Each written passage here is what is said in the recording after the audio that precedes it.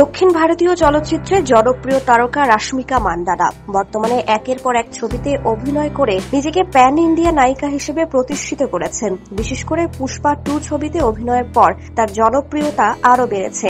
এই ছবির জন্য তিনি 10 কোটি রুপি পারিশ্রমিক নিয়েছেন।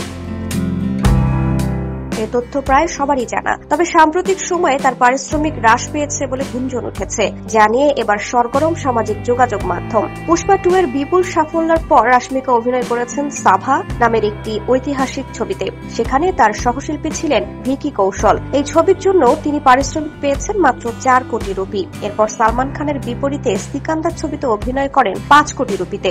সবশেষ মুক্তিপ্রাপ্ত কুবেরা ছবিতে তার পারিশ্রমিক আবারও কমে আসে। এই ছবির জন্য তিনি পেয়েছেন 4 কোটি রুপি।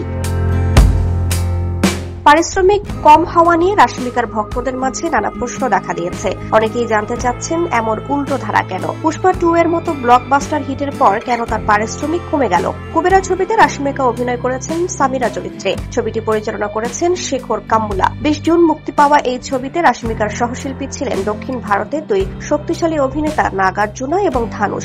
মুক্তির পর থেকেই ছবিটি ভালো প্রশংসা পাচ্ছে। বিশেষ করে এক ভবঘুরে চরিত্রে ধানুষের অভিনয় দর্শকদের হৃদয় ছুঁয়েছে।